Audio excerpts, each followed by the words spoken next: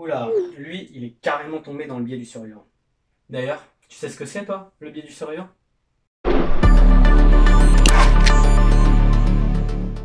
Bon alors, qu'est-ce qu'en dit Wikipédia?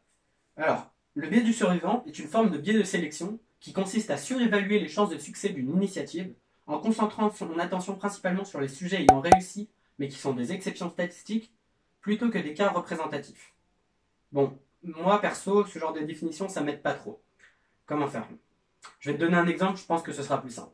Alors, il faut savoir que pendant la guerre, en 1942, on a confié la tâche à un ingénieur américain, Abraham Wald, de rendre les avions de guerre plus solides, de les améliorer. Le truc, c'est qu'on avait récolté plein de statistiques sur ces avions, et notamment les dégâts qu'ils se prenaient. Voilà, chaque fois qu'ils rentraient à la base après une mission, on faisait l'inventaire des réparations à effectuer, et c'est comme ça qu'on collectait les données. Toutes mises ensemble, voilà ce que ça donne. Cette image, c'est celle qu'on a montrée à Wald. Chaque point rouge que l'on voit représente un impact de balle. Clairement, c'est l'arrière-train et le bout des ailes de l'avion qui sont le plus touchés. Donc voilà, Wald avait ces données-là, et il devait faire son boulot, rendre les avions plus solides. D'après toi, en regardant cette image, où est-ce qu'il faut renforcer le plus l'avion? Bon, en soi, la question paraît simple. Il faut renforcer l'arrière-train et le bout des ailes de l'avion. Et pourtant, Wald a décidé de blinder toutes les parties de l'avion qui avaient le moins de points rouges, c'est-à-dire toutes les parties, sauf l'arrière-train et le bout des ailes. Curieux, non?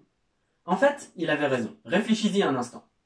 Si les avions qui rentraient de mission étaient principalement touchés à ces niveaux-là, c'est pas parce qu'il s'agissait des parties les plus fragiles, c'est parce que tous les autres avions qui avaient été touchés à d'autres parties ne rentraient juste pas de mission.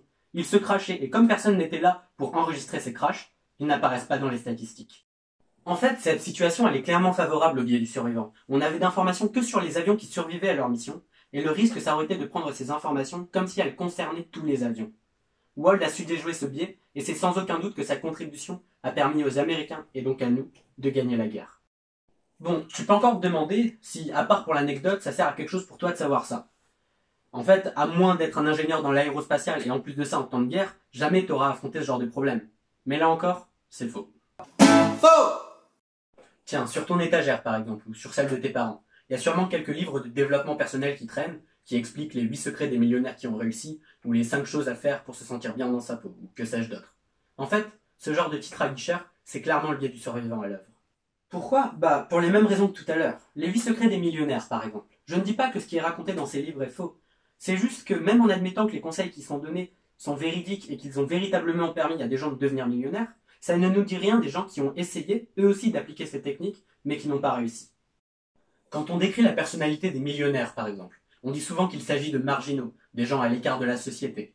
En même temps, quoi de plus logique? Pour avoir une vie extraordinaire, il faut sortir de l'ordinaire.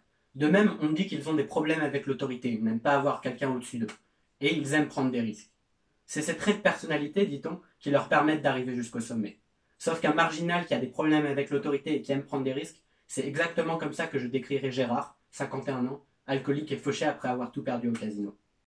Somme toute, c'est pas parce que des millionnaires ont réussi avec une certaine technique que tout le monde peut le faire, même en utilisant cette technique. Et malheureusement, ce raisonnement tient pour la grande majorité des livres de développement personnel. En conclusion, retiens que les recettes simples n'existent pas. Et si quelque chose te paraît évident, t'es peut-être tombé dans le biais du survivant. Abonne-toi, partage ça et surtout, connais-toi toi-même.